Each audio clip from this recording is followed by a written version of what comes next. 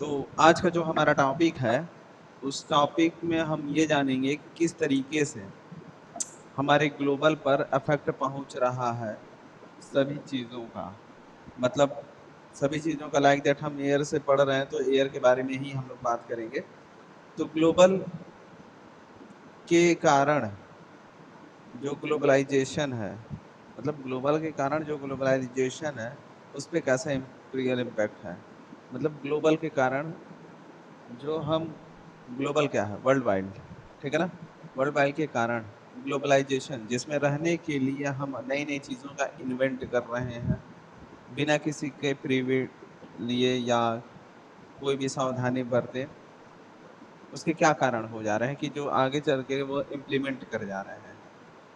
इस चीज़ों को हमें ध्यान में रखना है। तो देखिए, सबसे पहले जो हमारे पास है कि पॉल्यूशन, मैंने बताया भी था, एक जरा सा इंट्रोडक्शन भी दे दिया था कि पॉल्यूशन जो आपको है, आपका दो तरीके से काम करता है। पहला जो है मैन मेड, दूसरा होता है ह्यूमन मेड। सॉरी, मतलब मैन मेड और नेचर मेड। तो मैन मेड में क्या है, उसकी क्लासिफिकेशन अलग हो जाएगी। नेचर मेड में क्या है, उसकी क्लासिफिकेशन अलग हो जाएगी, राइट। अब इसमें भी दो प्रोसेस आ जाते हैं। एक तो होता है फास्ट सर्विस होता है, दूसरा होता है स्लो सर्विस होता है। इन दोनों में होने वाले जो इवेंट्स होते हैं वो काफ़ी अफेक्चुअल होते हैं।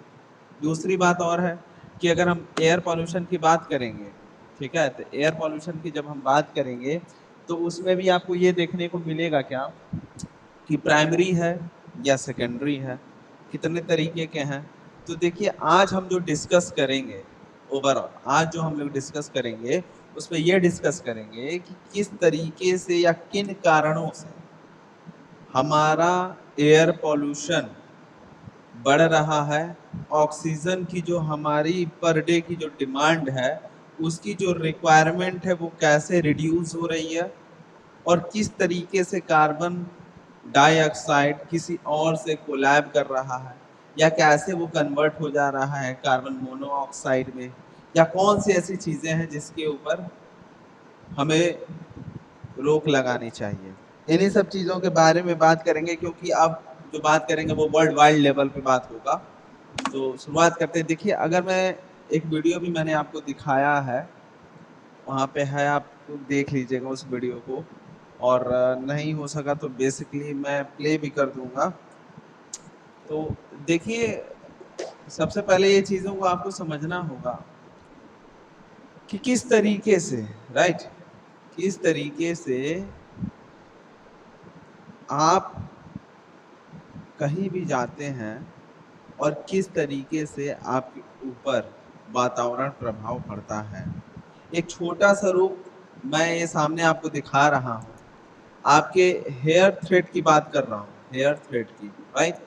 ये जो आपके बाल हैं, जो हेयर थ्रेड है, लगभग कुछ इस तरीके से है। अब यहाँ पे लिखा हुआ पीएम, यानी पार्टिकुलेट्स मैटर 10, 2.5 एक्सेट्रा, ठीक। अब आप देखिए, ये डस्ट पार्टिकल है, ये डस्ट पार्टिकल है। ये डस्ट पार्टिकल हमारे बालों में फंसा रहता है। कभी कभी आप देखोगे जिनके हेयर्स डस्ट से भरे होते हैं, बाथिंग करने के बाद भी जब हेयर को ब्रश करते हैं या लगाते हैं, कॉम्ब करते हैं, तो कॉम्ब में कई सारे डस्ट आकर के एक जगह इकट्ठा हो जाते हैं। अब सोचिए, ऐसे तो पता चलता नहीं है, या बालों का चिपचिपाना, ये सारे चीज़ें जो हैं डिजीज है, जो आगे चल करके काफ़ी बड़ा रूप धारण करेगा। वो जिनके वजह से होता है और जो उनके लिए सहायक होते हैं, उसी को पार्टिकुलेट मैटर्स कहते हैं। क्लियर है। अब देखिए, ह्यूमन हेयर है, दूर मत जाइए, डस्ट पार्टिकल में रोज तो आदमी जा ही रहा। तो ये देखिए 90 म्यू माइक्रोन है, ठीक है ना, 90 म्यू माइक्रोन है। अब क्या है कि ये इतना छोटा है कि आप देख नहीं सकते। ये कौन रहता है, ये मिडिल, मिडिल जो, ये देखिए जो 90 यहाँ पे लिखा हुआ ना, 70 से 50 से 70, ठीक है, माइक्रोन लिखा हुआ है, ये यहाँ पे आपका रहता है, ये डस्ट पार्टिकल। इससे और नीचे आइए, मतलब हेयर के लास्ट में नहीं, मतलब एक होता है ना कैपिलरी फ्लो। तो कैपिलरी फ्लो का मतलब ये नहीं होता है कि केवल लिक्विड के लिए ही होता है, वो डस्ट पार्टिकल जो लाइट वेटेड है उनके लिए भी कैपिलरी फ्लो होता है। तो देखिए यहाँ पे क्या होगा कि ये जो ब्लू वाला दिख रहा है वो 10 पीएम है। क्या है? 10 पीएम है, जो कि डस्ट में पोलन, ठीक है, मोल्ड एक्सेट्रा ये मिलता है, और ये 10 से नीचे भी हो सकते हैं। अब देखिए 10 के अंदर ये आपको पिंक वाला दिख रहा है जो कि 2.5 है। अब देखिए ये इससे भी छोटा है, ये ऑर्गेनिक कंपाउंड भी हो सकता है या ऑर्गेनिक कंपाउंड नहीं भी हो सकता है। मेटल के कुछ वो हो सकते हैं, जो मेटल होते हैं ना, जैसे ग्राइंडिंग आप करते हो या कहीं आप जाते हो कटिंग का काम उम करते हो, जहाँ घिसाई की काम होती है, वो मैटर इतने महीन होते हैं जो तो काम ऐसे करते वक्त ग्लास का तो प्रयोग करना चाहिए, बट न कर दें तो वो अलग बात है। लेकिन ये सीधे आकर के आपके बॉडी के ऊपर बैठती है, वो तो तत्काल में जहाँ पे आदमी रहता है वहां पे बैठता ही बैठता है, बट ये हमारे पास जो है वो एयर एक मीडियम है और एक जगह से दूसरे जगह वो ट्रैवल भी करता है, राइट। तो ये सारी चीजें हैं, जैसे मान लीजिए कि मेरे पास यही सैनिटाइजर, तो अभी जब हम स्प्रे कर रहे हैं ये आपको दिख रहा होगा, एक सेकेंड, जैसे यही चीजें हैं, तो जैसे मैं इसको स्प्रे कर रहा हूँ, ठीक है, तो ये हल्का से इस तरीके से दिख रहा है और एयर प्रेशर भी है, ठीक। देखिए तो हो क्या रहा है कि ये पानी के हैं। अब सोचिए इतने छोटे छोटे जो इसके पार्टिकल्स हैं वो आपको जो है दिख जा रहा है, क्योंकि इसके पार्टिकल जो है छोटे छोटे हैं, बट बबल्स के रूप में ही स्प्रे हो रहे हैं, तो ये आप देख सकते हैं। लेकिन सोचिए इससे भी छोटा कहीं है वो पार्ट जिसकी इकाई आप अपने आंखों से कर ही नहीं सकते, वो ट्रैवल करता रहता है। अब आप सोच लीजिए, अब ऐसे तो आप चलो ठीक है, ये जो चीजें दिख रहा है आप देख लिए, जो नहीं दिख रहा उसके लिए आप क्या करोगे? तो ये सारी चीजें हैं कि उसको ऑडिट आपको करनी ही करनी है। ये सारी चीजें हैं जो आपको ध्यान देना। अब इसमें आपका बात आता है कि ये कितने तरीके से, मतलब ग्लोबल इफेक्ट ये क्या डाल रहा है। तो देखो ग्लोबल इफेक्ट ये तो हो गया एक काम करने का दौर में, ठीक है। अगर बात करें तो जो हमारे प्रॉब्लम होते हैं जिन सोर्सों की, अगर हम बात करें कि किस तरीके से जो सोर्स है जो इंपीरियल फैक्ट है, तो देखो यहाँ पे मैंने दिखाया हुआ है कि मैन मेड और नेचर मेड है, क्लियर है ना। तो मैन मेड में क्या हो जाएगा, इंडस्ट्रियल, जैसे अभी मैं नाम ले रहा था वो सारे, अगर तुम काम कर रहे हो या किसी फर्टिलाइजर में हो तुम, ठीक है, या किसी इंडस्ट्री में या किसी पावर प्लांट में हो, तो वो क्या है कि वहां पे डस्ट पार्टिकल हवा में ट्रैवल करते रहते हैं। उनका मीडियम क्या है, एयर मीडियम है। हाँ, सूट भी मीडियम करता है, ठीक है, मटेरियल्स के ऊपर भी डिपेंड करता है, ये सारी चीजें होती है, बट लेकिन देखा जाए तो मोस्टली जो इसकी पासिंग थ्रू है वो तो एयर ही एक मीडियम है। तो एयर एक मीडियम है। दूसरा आप देख लीजिए ट्रैफिक में क्या है, शिप है, बस है, प्लान है, ठीक है। प्लान आपका ये हो गया, शिप बस प्लान। प्लान का क्या है कि जो शिप की जो प्लानिंग है, बस की जो प्लानिंग है, ठीक है ना। तो हम लोग जो है पर डे का हिसाब नहीं लगाते हैं कि कितना बस चल रहा है, कितने शिप्स चल रही हैं, कितने व्हीकल्स चल रहे हैं, कितने कार चल रहे हैं, राइट। इसकी काउंटिंग नहीं करते हैं। ये भी नहीं काउंटिंग करते हैं कि हाँ कि एक दिन में इतना ही कार चलना, उस एरिया में इससे ज्यादा कार नहीं चलना है, ऐसा कोई रूल नहीं बना है। प्लेन्स की बात करें तो प्लेन्स के लिए रूल है, प्लेन्स की प्लानिंग भी है, इसलिए उसको हम निगलेक्ट नहीं कर सकते हैं। उसकी तो प्लानिंग होती है, वेल डिफाइंड हर एक चीज होता है, लेकिन वो भी डिपेंड करता है नंबर ऑफ पैसेंजर के ऊपर, राइट। लेकिन इन दोनों चीजों के लिए कोई प्लानिंग नहीं है, ये चलते रहते हैं चलते रहते हैं। छोटे यूज का, ये जो छोटी छोटी चीज होती है, जो अनकाउंटेबल चीजें जिससे पोल्यूशन बहुत तेजी से बढ़ता है, यही वो मेन कारण है। जैसे कारों का चलना, घर में आप कार रख रहे हो तो घर में ही ना पहली बात उसको चालू करोगे, तो घर के अंदर चालू करोगे तो फिर क्या होना है, जो उसका गैस है वो कहाँ आएगा, घर के अंदर आएगा, कहाँ बैठेगा, आपके पर्दे के ऊपर बैठेगा, राइट। ऐसे चीजें हैं जो आपके डे बाय डे जो है बढ़ती ही जाएंगी और बीमारी लाएंगी, क्योंकि देखो ब्रेन का जो फंक्शन होता है वो डिपेंड करता है किसके ऊपर, ऑक्सीजन के ऊपर। अगर ब्रेन को ऑक्सीजन ना मिले, यहाँ देखो सीने को ऑक्सीजन नहीं चाहिए, समझ में आ रहा ना। वो एक प्रोसेस है, जैसे किसी का इंजन फेल हो जाना, ठीक है। अब वो बात अलग है कि हार्ट को लोग इंजन कह देते हैं, हाँ भाई वो ब्लड फ्लो कराने के लिए इंजन है वो राइट है, ठीक है, वो पंपिंग करता है, वो रुक नहीं सकता, उसको फ्यूल के रूप में हमारा ब्लड हो गया, ब्लड सेल हो गया। लेकिन देखो कि गाड़ी के अंदर साइलेंसर भी नाम का कोई चीज होता है, ठीक है, वो हमारा सीना है। लेकिन चाहिए किसको भाई? ये तो देखो सोर्स, ऑक्सीजन चाहिए किसको? मतलब ये अगर गाड़ी चल रही है तो इसकी रिक्वायरमेंट मेन किसको है? तो ये चीजें आपको देखना पड़ेगा। तो आप ऑक्सीजन जो ले रहा, आप उसकी जगह आप सीधे उल्टा चीज लेने लगो तो हम तो करेगा ही करेगा। अब देखो कार्बन का आप लोगों के चैप्टर में है कि कार्बन का भी एक साइकिल है, ठीक है, वो नेचुरली जो है आता है और नेचुरली जाता है, लेकिन हम अनबैलेंस्ड कर देते हैं। जैसे मैंने इसके पहले के वीडियो में आप लोगों को कई चीजें समझाई है, कई चीजें बताया है कि अनइक्वल ट्रीट होता है। जैसे नेचर भी जो है सनरेज आते हैं वो अनइक्वल ट्रीट करते हैं। तो अगर अनइक्वल ट्रीट है, हमारे ग्रह जरा सा टिल्ट है, डजंट नॉट मैटर, लेकिन वो अपने जो हैबिटेबल जोन है और जो उसकी बॉन्डिंग है साइकिल का, वो लगातार होता रहता है। लेकिन इसमें डिस्टरबेंस कौन लाते हैं? हम जैसे लोग लाते हैं। कैसे? अपने यूटिलिटी के लिए, अपने कंफर्ट जोन को बढ़ाने के लिए हम लोग क्या करते हैं? पेड़ों को कट कर देते हैं। वो कहाँ जाएगा? अब जो चीज एब्जॉर्ब करना था पेड़ को, राइट, पेड़ ना एब्जॉर्ब करके कौन एब्जॉर्ब कर रहा है? आदमी कर रहा है। वो किसके ऊपर गैस आकर के बैठेगा? किसी आदमी के ऊपर बैठेगा, किसी मैटर्स के ऊपर बैठेगा, किसी से कोलैब करेगा, किसी से केमिकल रिएक्शन करेगा, दैट्स ऑल। आगे क्या होना है? आगे यही जो चीजें अभी जो हम लोग सामना कर रहे हैं वही आगे और बड़े लेवल पे करना पड़ेगा।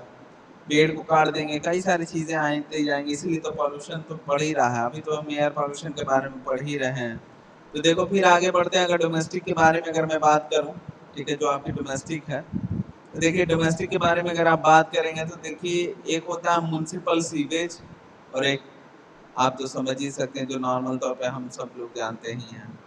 ठीक है, म्युनिसिपल सीवेज में क्या है कि आप म्युनिसिपल द्वारा जो हो गया, कोई भी नगर निगम के द्वारा आप जो है कचरा का ठेला हो गया या ये ड्रेनेज सप्लाई सिस्टम हो गई, उसको ध्वस्त हो जाना या उसका सनरेज के साथ रिएक्शन करना और गंध फैलना, ये भी सब एयर पॉल्यूशन है। इससे क्या होगा? बीमारी ही तो उत्पन्न होनी है। ठीक, अब नेचर का बात देखो, नेचर क्या करता है कि वॉल्केनो का जो विस्फोट होता है, ठीक, जंगलों में आग लगता है, तो भाई ये अगर लगता है, ये खत्म भी होता तो ये अपने आप को बचा लेता है, अपने आप को क्रिएट कर लेता है। अब देखो ग्लोबल वार्मिंग इसी वजहों से बढ़ती है। हमें पता है, देखो ये एयर है एक नेचर एमेड, ये तो मेन हो गया, लेकिन जो इसमें प्राइमरी और सेकेंडरी का जो हम यूज करते हैं उसके अंदर फर्क क्या पड़ता है, ये चीज जान लो तुम। प्राइमरी और सेकेंडरी तब आता है जब गैसेस स्टेट की बात करोगे तुम, ठीक है, गैसेस स्टेट की बात करोगे तब जाकर के प्राइमरी सेकेंडरी आएगा, और नेचर में भी प्राइमरी सेकेंडरी आएगा, दोनों में इक्विवेलेंट है, कोई इसमें नहीं है। अब मैनमेड के थ्रू अनबैलेंस्ड होता है, नेचर के थ्रू बैलेंस्ड होता है। क्लियर? आगे बढ़ते हैं। देखो इंडस्ट्री में इसी तरीके से जो धुआं निकल रहे हैं डे बाय डे, माशाल्लाह कुछ करना ही नहीं है इसमें। सामान का कम प्रोडक्शन हो रहा है, धुएं का ही हम मैन्युफैक्चरिंग कर रहे हैं। क्लियर है ना? ये सारी दिक्कतें। अब ये है कि अगर आप कहोगे कि भाई अगर हम सामान नहीं बनाएंगे तो खाएंगे क्या, रहेंगे क्या और करेंगे क्या, ये सारी दिक्कतें आती हैं। तो देखो कहने को क्या है कि आप करो, लेकिन इसके बारे में तो सोचो कि पर रेटिंग पर रेट कितना निकालना है, ये भी तो देखो। उसके सेपरेशन के लिए क्या कर रहे हो ये देखो। आप क्या करोगे कि जैसे ये धुआं है ओजोन को अगर बिगाड़ रही है, तो आप इसको एक चैम्बर में ले जाओ, इसको चैम्बर में एक जगह इकट्ठा करो, वाटर ट्रीटमेंट करो, भाई पानी के साथ इसको कोलैब कर दो, ठीक। तो वो देखो क्या हो रहा है, अगर पानी के साथ जा रहा है उसको हवा में तो मत ही भेजो भाई, पानी के साथ रहेगा तो वो उसका कुछ हद तक तो ऑक्सीजन के साथ मिलेगा, कुछ हद तो कुछ तो क्रिया रुकेगा, ठीक है। दूसरी चीजें क्या है, कम से कम इनका उपयोग करना चाहिए ताकि हार्म कम हो। क्लियर है? पावर प्लांट जो है भी यही काम है आपका, पावर प्लांट को भी इसी तरीके से रोकना है। तो पानी के साथ अगर आप कोलैब करते हो, सपोज दैट, अगर मान लो, मैं नहीं कह रहा हूँ कि पानी के साथ करना बहुत अच्छा होता है, लेकिन करोगे तो कुछ रेटिंग कम तो हो ही जाएगा। अब कौन से पानी के साथ करना है ये भी आपको पता होना चाहिए। जो गंदा पानी हो उसमें आप करो, ठीक है, ताकि जो है उसका सेपरेशन इसका अलग से देखा जा सके कि क्या किया जा सकता है। फिल्ट्रेशन चैम्बर अलग से बैठाया जा सके, अलग से ट्रीट किया जा सके, एक्सेट्रा एक्सेट्रा वर्क है। आप बर्निंग के थ्रू भी इसको खत्म कर सकते हो, ठीक है। कई सारे मेथड होते हैं, ब्लास्टिंग मेथड होता है, बर्निंग मेथड होता है, फिलिंग सॉइल मतलब सॉइल फिलिंग मेथड होता है, कई सारी चीजें हैं, ठीक है। किसी अब इसी को है एक जगह इकट्ठा करते जाओ, गैस को कंप्रेस करके लिक्विड में बदल दो, कई सारी चीजें हैं तो किया जा सकता है, लेकिन हो नहीं पाता है। अब हम लोग तो नहीं कर पाएंगे, जो कहना एकदम साफ बात है, वो इंडस्ट्री करेगी या जो वहाँ की गवर्नमेंट होगी या जिस तरीके से पॉलिसी होगा वो सारी चीजें होंगी। लेकिन बस कहने को एक है कि हाँ भाई रेटिंग कम किया जा सकता है, या तो अपने आप को नॉलेजेबल बना करके सिक्योर कर दिया जाए, अवेयरनेस फैलाई जाए तो कुछ हो सकता है, और नहीं तो फिर कुछ इसके लिए ठोस कदम उठाए जाए। सिर्फ के बारे में ऑलरेडी मैंने कह ही दिया है, बस के बारे में मैंने बता ही दिया है, एरोप्लेन्स का भी मैंने आपको दिखा ही दिया कि किस तरीके से ये वर्क कर रहा है। मेजर पॉल्यूटेंट्स क्या हैं, यही मेजर पॉल्यूटेंट्स हैं, ये यही कारण है। देखिए क्या है पहला कारण, आप देखिए अगर देखने की बात करें तो ये industrial power plant etcetera etcetera, buses हो गई, एरोप्लेन्स हो गई, ठीक है। फिर ये आपका माउंटेन हो गया जो ज्वालामुखी वाला है। अब आप कहेंगे कि कार क्यों नहीं आया, तो देखिए बस जो है ना कारों से कहीं ज्यादा पॉल्यूशन फैलाती है, ठीक। दूसरी चीजें आपका ये हो गया, पावर प्लांट हो गया, शिप्स हो गए, और ये देखिए ये तो भाई इसके वजह से तो क्लोरोफ्लोरोकार्बन का डेवलप होता है। ये वो चीज है जो हम अपने कंफर्ट जोन को, मतलब अगर गर्मी है तो हम उसको ठंडी में रहने का एहसास करते हैं, जैसे एसी, रेफ्रिजरेटर यानी फ्रिज, ये सारी चीजें। और जंगलों में आम आग लगना तो आम बातें हैं, ठीक है ना। तो देखो इंडस्ट्री में क्या है, देखो कार्बन मोनोऑक्साइड यानी सीओ तो मिलेगा ही मिलेगा, सल्फर डाइऑक्साइड मिलेगा जो कि आम्ल वर्षा के लिए काफी वो है, भूमि को बंजर बनाने के लिए नाइट्रोजन डाइऑक्साइड भी माशाल्लाह, ठीक। अब देखो क्या है कि पार्टिकुलेट्स मैटर जो है वो तो मिलेंगे, मतलब छोटे मैटर जिसको कहते हैं, ठीक है ना। तो अब देखो यहाँ पे क्या दिक्कतें हो रही है कि जो इंडस्ट्री है कार्बन मोनोऑक्साइड तो प्रोड्यूस कर रही है, लेकिन देखो सल्फर डाई, देखो नाइट्रोजन हमारे पास है, होता क्या कि ऐसा नहीं कि नाइट्रोजन डाई ये प्रोड्यूस कर रहा है, ठीक है। ये करता क्या है कि ये ऐसा निकालता है कि हमारे पास जैसे ये निकलेगा, ठीक है। लेकिन इसमें क्या होगा कि एक ऑक्सीजन का मॉलिक्यूल मिल जाएगा, बस सीधे क्या हो जाएगा, नाइट्रोजन डाइऑक्साइड हो गया, ठीक। तो ये नेचर से ही कुछ कर लेता है आपको, बचा कुछ चीज ऐसा ही रहता है, कार्बन डाइऑक्साइड रहता है, CO2 रहेगा, बस इसका एक क्या करेगा, ये वो निकल जाएगा, रिमूव हो जाएगा, ठीक है, कार्बन मोनोऑक्साइड हो जाएगा। और ऐसे कई छोटे छोटे छोटे छोटे छोटे छोटे छोटे छोटे छोटे पार्टिकुलेट्स मैटर है जिनके बारे में मैंने आपको पहले ही बताया था, ये फैक्टर हो जाते हैं। अब देखो 100% तो हम लोग भागते हैं, पहले ये जानो किस लिए, जॉब्स के लिए, ये सब चीजों के लिए। कहाँ भागेंगे, ग्रिड सिस्टम में, पावर प्लांट में, इंडस्ट्री में क्वालिफिकेशन ले लेकर के, लेकिन ये नहीं देखेंगे हाँ भाई हमें तो पैसा तो मिल रहा है ना भाई, हमारा तो जीवन चल ही रहा है, लेकिन आने वाली चीजों के लिए क्या उसके बारे में हम सोचते नहीं है। जो केमिकल्स हम यूज कर रहे हैं क्या नहीं कर रहे हैं, बारिश के कारण होने का यही है। बस इसमें एक और जो होता है देखो यहाँ पे मिल जाता है, ठीक है, हाइड्रोजन फ्लोराइड, जैसे CFC आपको मिलता है, कार्बन क्लोरोफ्लोरोकार्बन, हाँ क्लोरोफ्लोरोकार्बन, ठीक। तो हाइड्रोजन फ्लोराइड भी आपको मिल जाता है। ये तो देखो अब भाई तुम अगर एक पावर प्लांट हो तो बड़े बड़े जो चैम्बर होंगे या जो मशीन लगाओगे उसको कूल करोगे ही करोगे, ठीक है। तुमको भी बाथरूम वाला जो सेटअप होता है, ठीक है, वो अलग एक यूनिट होगा जो जहाँ जाओगे भाई, यहाँ पे तो नहीं कर सकते, नहीं तो तुरंत आप वो हो जाओगे, मतलब बाथरूम यूनिट अलग बनाओगे, ठीक। फिर ऑफिस चैम्बर अलग बनाओगे, फिर कैंटीन चैम्बर आप अलग बनाओगे, तो ऐसे करके कई सारी चीजें आप अलग बनाते जाओगे। और देखो इसी अलग चीज बनाने के चक्कर में आप उसको AC ट्रीट करोगे और न जाने क्या क्या, लेकिन उसमें देखो आप पावर प्लांट में आप क्या प्रोड्यूस एक्स्ट्रा कर देते हो, हाइड्रोजन, ठीक है, फ्लोराइड, जो कि बहुत हार्मफुल है। बस कार की वजह से देखो क्या है, बेंजीन तो होता है। अब ये बहुत इंपॉर्टेंट टॉपिक है, ठीक है, ये VOCs, ठीक है, देखिए ये कंपाउंड बना लेता है, इसके बारे में अच्छा सा एक एक टॉपिक लेकर के इसका बताऊंगा पूरे अच्छे से कि होता क्या है तो किस तरीके से काम करता है। बाकी आप चीजें व्यंजन के बारे में जानते ही हैं। लेड भी आपका स्वीट पॉइजन का काम करेगा। अब देखो यहाँ पे क्या होता है कि जो according to the state matter of है, ठीक है, मैंने पहले भी चीजें ये सारी बता चुकी है, इंट्रोडक्शन में दे चुका है कि ग्लोबल स्तर पे क्या हो सकता है। सारी चीजें आपको प्रॉब्लम पता है कि क्या है, जैसे इंडोर प्रॉब्लम क्या है, आउटडोर प्रॉब्लम क्या है, ठीक है, किस तरीके से डिस्ट्रीब्यूशन करना है, किस तरीके से प्रेजेंट करना है, या क्या चीज आपको दिखाना है, मैंने सारा चीज इंट्रोडक्शन में पहले बता चुका है। और ग्लोबल के बारे में अगर बात कर रहे हैं तो लास्ट में ही मैं बताऊंगा कि आखिरकार होता क्या है, कि क्यों हम इसको बोल रहे हैं, ठीक। According to the state of matter हो गया, इसमें क्या है कि क्लासिफाइड कर दिया है गैसियस में, पार्टिकुलर से मैटर में। देखो क्या है, गैसियस छोटा है और पार्टिकुलर मैटर उससे भी छोटा है, ठीक है। क्या लिखा है, particulates air, these are not gaseous substance, ठीक है ना। दे सस्पेंड्स ड्रॉपलेट्स, ये ड्रॉपलेट्स की तरह ही होते हैं जो सॉलिड पार्टिकल्स और मिक्सचर होते हैं। इसके समझ में आ रहा ना, गैसेस का तो आप जान ही रहे हो।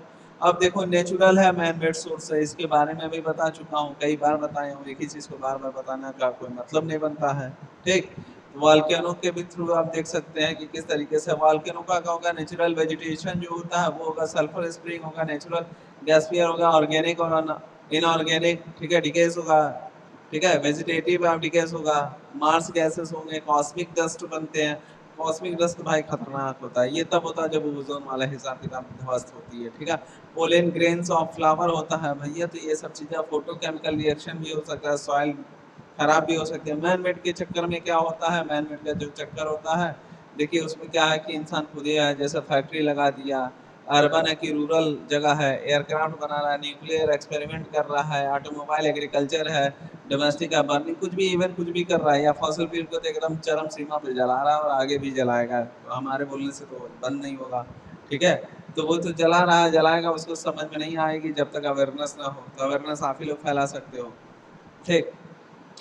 अब देखो डिफॉरेस्टेशन क्या होता है, पेड़ों को काट देना, ठीक है, दिन पे दिन इसको पेड़ों को काट करके और कुछ ना कुछ कर ही रहे हैं, ठीक है। इसको कहीं कहीं डेटोरेशन भी कहते हैं हम लोग। अब देखो माइनिंग है, खुदाई करना, वेस्ट ट्रीटमेंट प्लांट नहीं बनाते, मतलब वेस्ट ट्रीटमेंट को, सारी चीजें यही चीजें चलती रहती हैं। देखो आउटडोर्स प्रॉब्लम, इंडोर्स प्रॉब्लम मैंने बता भी दिया था कि क्या होता है, कार्स, बाइक, ये सारी चीजें आपको इंट्रोडक्शन में मिल जाएंगे, अच्छा खासा मैंने बताया है क्या लगाना चाहिए क्या नहीं लगाना चाहिए, ट्री के बारे में भी बताया था, ठीक है। अब देखिए ये इफेक्ट्स है जो आपका ये जो दिखा रहा हूँ इफेक्ट मेजर है, इसको पढ़िए क्या लिखा है, the major concern with air pollution related to its effect on human, okay. Air pollution injure respiratory system, lungs, cute, ठीक है, यही सारी चीजें हैं। लंग्स के ऊपर दिक्कत करेगा, स्किन को डैमेज करेगा, किसके वजह से होगा, सल्फर डाइऑक्साइड, सल्फर डाइऑक्साइड आता कहाँ है, फैक्ट्री से, पावर प्लांट से, ग्रीड से, ईटीसी ईटीसी डैमेज करता है, ठीक है। खाली अल्फा रेज निकलते हैं जिसकी वजह से वो हो जाता है, काफी सारे पेन होती है, आई इरिटेशन होती है, सल्फर डाइऑक्साइड की वजह से एसिड रेन होगा, यहाँ पे लिखा भी हुआ है, ये देखिए, ठीक है, कहाँ है ये एसिड रेन भी होगा, ठीक है। कई सारी चीजें हैं, नाइट्रोजन भी बढ़ेगा, नाइट्रोजन बढ़ेगा, नाइट्रस नाइट्रोजन डाइऑक्साइड होगा, भूमि बंजर बनेगी, शरीर का गलना होगा, आयु में कमी होगी, सांस लेने में दिक्कत होगी, क्लियर है ना। अब देखो एक सल्फ्यूरिक एसिड होता है, एक सल्फेरियस होता है, मैंने बताया था किसी के लास्ट में अगर आईसी लग रहा है, ये आईसी अगर लग रहा है तो क्या होगा, और ओ यू एस लग रहा है तो क्या होगा, ठीक है।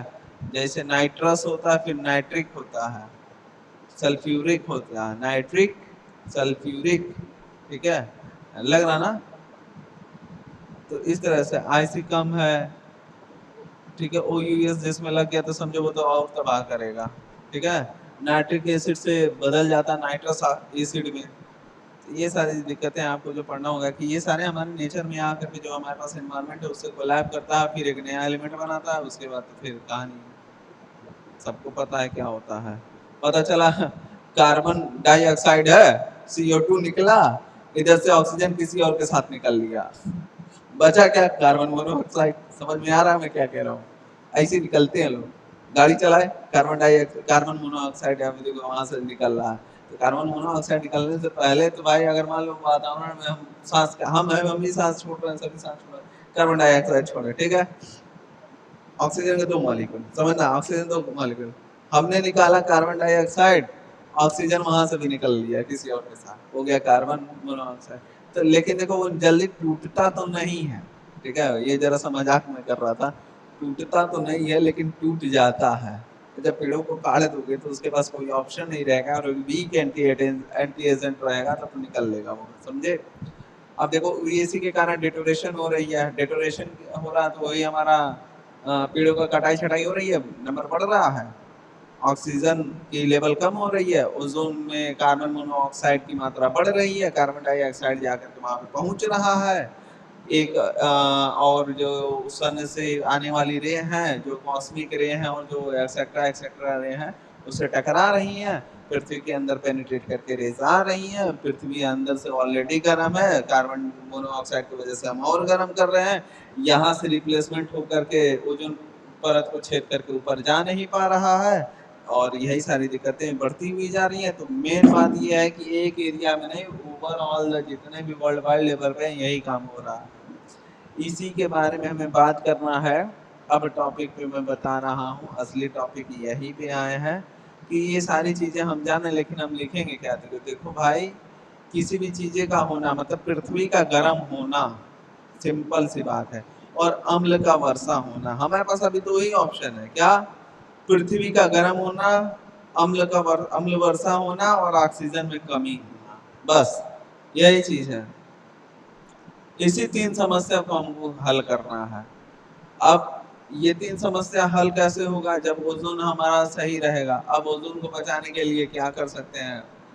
BS4 से स्विच करके BS6 पे आ गए हैं। लो भाई, यहाँ तो गए कूद करके देखते हैं आगे क्या होता है, ठीक है। बैटरी वाली चीजें तो ले आ रहे हैं, देखो होता क्या है, ठीक है। ये सारी चीजें हैं जो थ्योरी पार्ट में है आपके, आपको पढ़ना पड़ेगा, मैं इसका स्लाइड आपको दूंगा, ठीक है, और ताकि आप जो है इस चीज़ को कर सको।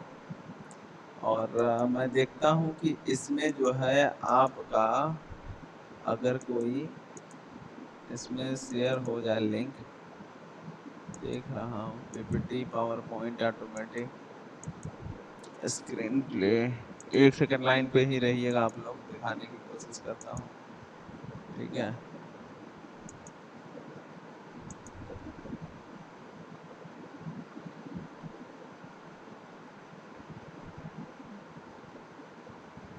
लाइन पे ही रहिएगा जरा सा, देखता हूँ कुछ हो पा रहा है तो बहुत अच्छी बात है।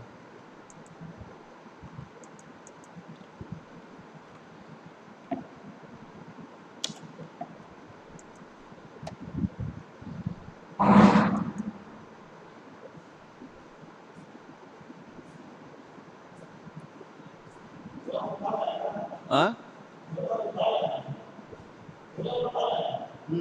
उठा लाए हैं, रिकॉर्डिंग कर रहे थे ना, और अभी भी चल ही रहा है।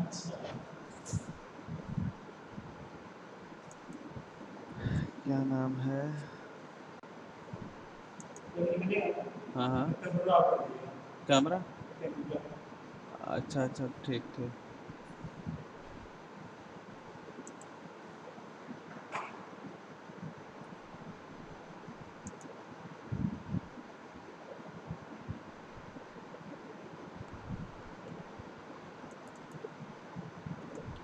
लाइन पे रहिएगा, बस 2 मिनट का टाइम दीजिए।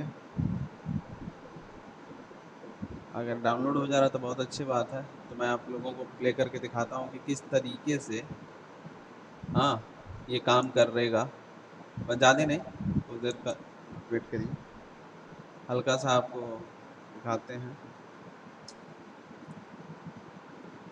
क्योंकि सारी चीज़ें अब जान ही गए हैं, लॉकडाउन का माहौल चल रहा है, जाम सारी साम जो है ऑनलाइन हो गई हैं, दिक्कत तो कुछ तो उठाना ही पड़ेगा। बस यही है, बस PPT में मैं इसको स्लाइड लगा देता हूँ, बस हो गया है, 2 मिनट और, 2 मिनट भी नहीं लगेगा, हो चुका है। शो फोल्डर हो चुका है, जाइएगा नहीं, अटैच कर दूं बस इसको, आ गया है। स्लाइड पे मैं कर दिया, कम ऑन, चल क्यों नहीं रहा?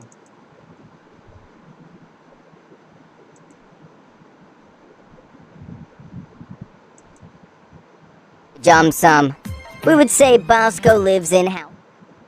एक सेकेंड,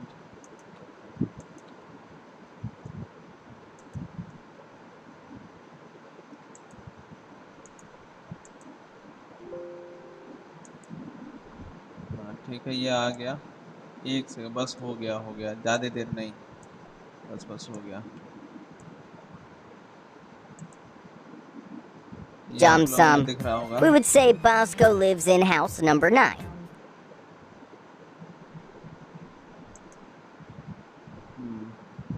ठीक है,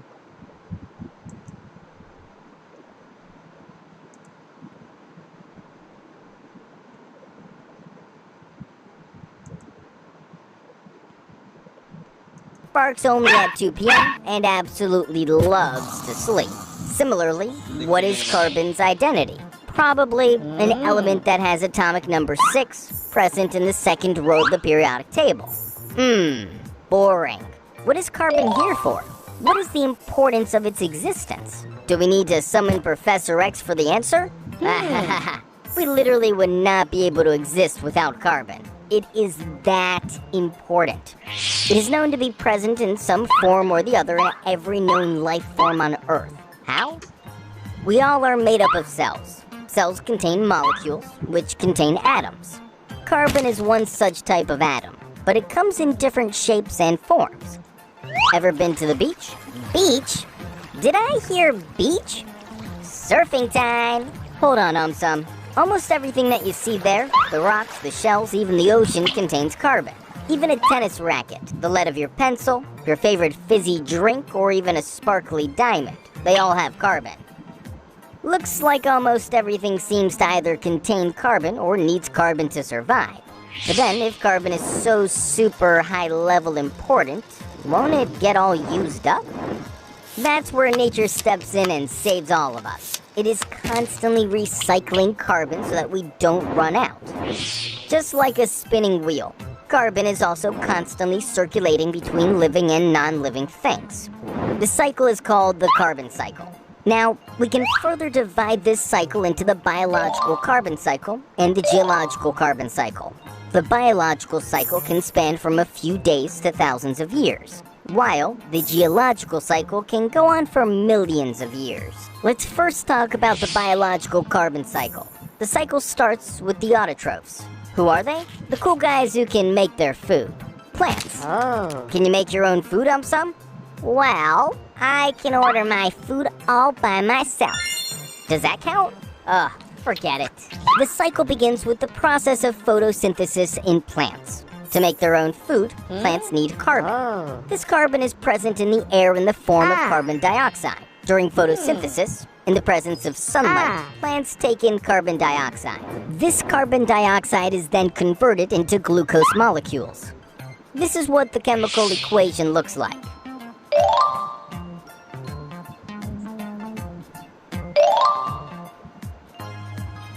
Now, when we get a week's supply of food home, do we eat it up all at once? No. We eat some, we store some, right? Similarly, the glucose formed is used up by the plant for its activities or stored for future use. Now, what about us or even dogs, tigers, etc.? None of us can make our own food, so we either eat plants or other animals to survive. We are the heterotrophs. Who am I then? I only need burgers to survive. Anyways, when animals eat plants, the carbon content in the plants is transferred to them. Now, some animals like lions, tigers, etc. do not eat plants. But they do eat the plant-eating animals, right? When that happens, the carbon content enters their bodies as well. In this way, carbon enters all of us through the food chain. Now, Time for the second half of the biological carbon cycle. As the sun rises every day, it also has to set. Similarly, the carbon that comes in has to go out. But how? Should I use a vacuum cleaner to suck the carbon out?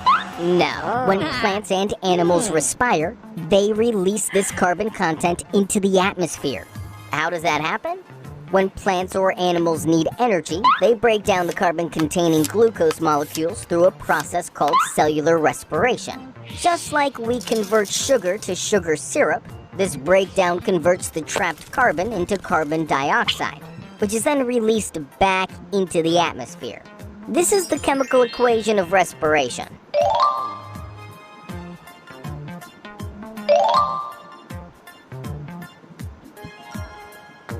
Also, when plants and animals die, they start to decay. Decomposers act on the dead organic matter, releasing carbon dioxide.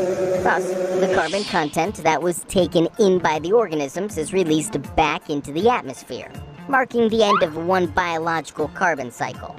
Yay! Carbon's going back to his mommy! Oh, only you can say something like that. Now, let's talk about the other type of carbon cycle, the geological one. In geological carbon cycle, carbon circulates between air, water, rocks, soil through processes like weathering, sedimentation, subduction, volcanic eruptions, etc. Let's dial down a little bit and understand step by step. In the atmosphere, when carbon dioxide dissolves in raindrops, it forms weak carbonic acid. This acidic rainwater, on reaching the Earth's surface, slowly starts causing the weathering of the rocks, forming carbonate compounds. Now, due to erosion, these carbonates are washed into the oceans. Then, they get deposited and start settling at the bottom of the oceans. Over time, just like a stack of pancakes, several layers of sediment accumulate on the sea floor. When conditions are suitable, large deposits of this sediment convert into rocks like limestone. Formation of such limestone rocks isolate or sequester carbon for millions of years in the Earth's crust. This process of capturing and storing carbon is termed as carbon sequestration, and the natural reservoirs like limestone rocks that store carbon are called carbon sinks. Now, when one tectonic plate of the Earth moves beneath another, the limestone rocks are pushed deeper into the Earth. This process is called subduction. What happens if we heat ice? It melts, right? Similarly, within the Earth, heat and pressure cause the limestone rocks to melt, releasing carbon dioxide from the rocks.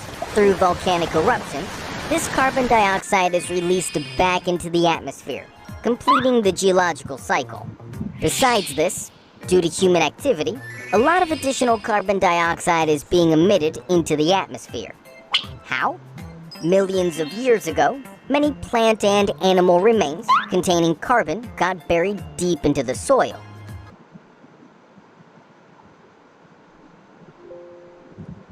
तो इसी तरीके का है जो मैं बता रहा था नेचुरल प्रोसेस, और आपको ये भी पता चल गया होगा कि किस तरीके से उसके अंदर सर्वाइव करते हैं। चलिए, तो आज के वीडियो में इतना ही रहेगा। आगे के नेक्स्ट वीडियो में बता दूंगा कि और भी किस तरीके से ग्लोबल, मतलब समझ रहे हैं ना, वो ग्लोबल के बारे में तो मैं बताऊंगा पूरा इसका वर्किंग आउट करके दिखाऊंगा कि किस तरीके से होगा एनिमेशन और टॉपिक्स के थ्रू, और कुछ क्वेश्चन बनाया हुआ वो भी मैं आपको दिखा दूंगा। राइट, चलिए।